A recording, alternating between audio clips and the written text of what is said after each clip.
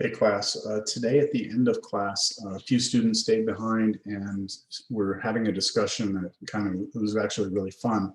And I believe it was Daniel who asked me a question, kind of brought this up. I think it was Daniel. If it wasn't, I apologize, but I'm pretty sure it was Daniel.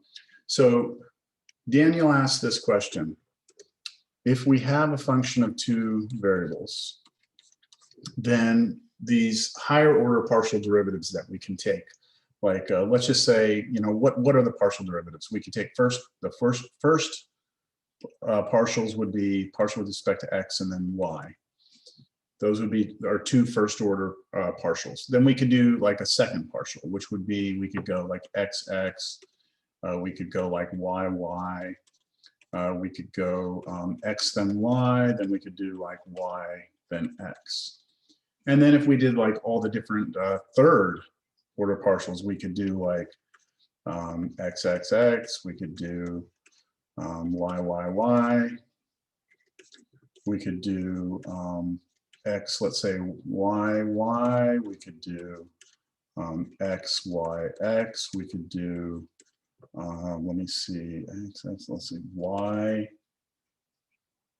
Oh, you know what? I want to get, yeah, okay, x, y, we could have that one. We could have, let's see, x. Let's see, do I have them all here? We have two y's. We've got two x's. Let me do f, x, y. Do I have that one? Okay, I think there's one more I'm missing here. yxx. Yeah, so we could do yxx. Okay, so I believe I've covered them all here. So the question was, do these partial derivatives, does the order matter? Can you commute them? Which is a strange word to use for, I understand the idea of commuting is just changing the order, but commuting an operation like this is a slightly different term for it. But the idea is that if you just look at these, and let's just look at the ones that have like the same number of y's in them. So like this has two y's and one x, this has two y's and one x, this has two y's and one x. So those are different than these. This has two x's and a y, this is two x's and a y, and this is two x's and a y. So the question was, on the yellow ones, as long as you have two y's and one x, does it even matter what order you go in? Or do you get the same answer each time? So you could even extend this out even further and look at the fourth partials, but let's just stick to this case. All right, so we talked about Clairaut's theorem, and the thing was, when this question was asked about, can you just change the order, does the order matter? I initially was thinking, well, in general, no, we probably have to have some condition on it for it to work, but proving it might be difficult. And I really didn't have a lot of time to think about it, but I was driving to go pick up my daughter from school and I was thinking about it, came home, sat down, and it's actually not hard to show. So we have to use Clairaut's theorem.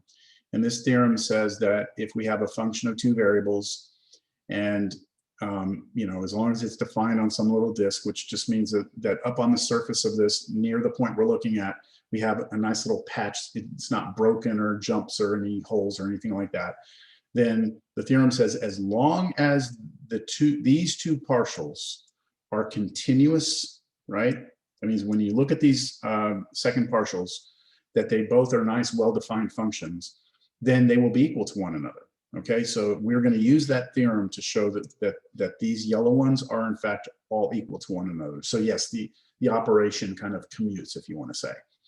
So let me just in black kind of state again what Clairaut's theorem says. Clairaut's theorem says, if you have any function of two variables and the partial of that function with respect to x, then y, and the partial of that function with respect to y, then x, are continuous. So we need that condition. So if you're given a function two variables and these two partials are continuous, then the conclusion of the theorem is that those two partials must be equal to one another. Okay, so this is what I'm going to use to now show you that the yellow ones must all be equal.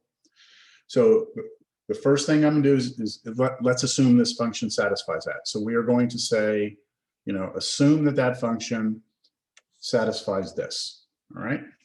So what we can say then is that the partial of f with respect to x then y is equal to the partial of f with respect to y then x. That we know is true because we're saying that it satisfies this condition. Now, because we have equals, we can always do the same, you know, the same thing to both sides of an equation and maintain equality. So all I'm going to do now is just take the partial on both sides of this equation with respect to y. So if I take the partial of this with respect to y now, that should maintain the equality of taking the partial of this side with respect to y. So I know just right off the bat that these two should be equal. And if you look up here, that is, let's see, that is this one and this one. So we know now that those two are equal. The question is this one equal? All right. And this is where things get a little weird. All right. This is where things get a little bit strange, because what we're going to do is we're going to look at this function and we are going to look at its first partials. So its first partials are this one, and then the other partial is this one. Now, both of those partials are just functions of x and y. They're not the original function, but they're two new functions of x and y. So let me call this one like, I'll call this one h of xy, right? I should have used g, but it's okay. And this one I'll call g of xy. Okay. So these are just two new functions of x and y, whatever they are. Now, if I can assume Clauret on this, so let's say that, you know, if g satisfies Clauret's, then what I know, so what I'm saying is that if the partial of g with respect to x then y, and the partial of g with respect to y then x, if those are continuous, then my conclusion will be that they are equal, right? But my assumption has to be that the second partials, these two second partials are continuous, all right? All right, so we need to add that condition. But what does it mean? What does that mean? If I were to take this and take the partial of g with respect to x then y, or I take the partial of g with respect to y then x, that would be the same as taking the partial of this with respect to x then y, and then y then x. So that's equivalent to the partial of that right there, partial of that with respect to x and y, and then the partial of that with respect to y then x. And what I need is for these to be continuous to be able to say they're equal, which means I have to be able to say that these are continuous. But those are just third partials of the function, right? Those are just third partials. So if I add that condition onto this, then I will be able to say that these two are equal. So let's back up. Let's back up. Let's just kind of take this function. Let's just state everything again. Suppose, we like to say, right, suppose with this, we do a capital S with a little line down here. That means suppose. Suppose f of x has continuous second and third partials. That means that all of those are continuous, even though I only need that one and that one to be continuous for Clauret. I'm just going to say, let's just suppose that all of these are continuous, and let's suppose that all of these are continuous. And remember, I only need these two to be continuous, which is what, this one and that one. But I'm just going to say, let's just let them all. It's a stronger condition, but as long as the second and third partials are continuous, then we know that this will be true, which gives us those two being equal. And then we know that this will be true, right? These two will be equal, which means that those two are equal. And that means they all have to be equal.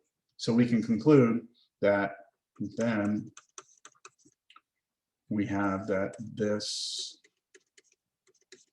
equals this equals this. And that's it. That shows that we can commute that. Now, if you could use the same exact argument to show that these green ones, right, are also all equal to one another. And what you do is, you first do this, okay, to show that those are true, that this is true, right? Use Claret. But instead of taking the partial with respect to y here, we take the partial with respect to x. And that will give us two of those. Which ones will it? It'll give us this one equals this one. And then what we do is we define a new function in this right here. We take the partial of f with respect to x, and then we do the same argument here. So as long as the partial of h with respect to x then y is equal to partial of h with respect to y then x, then they'll be equal to one another as long as these are continuous. But those really just mean this and this are continuous, which they are by assumption because those are just third partials. And then we can say they're equal to one another, and then you get that, let me see, you get that this one equals the first one. And so then they would be equal to one another. Okay, so very, very interesting question. And I would say that you can deduce from this that if you had an added condition of the fourth partials also being continuous, then you could add, like you could say, let's say we have two y's and two x's. That should be equal to any sort of combination that you have where you have two y's and two x's.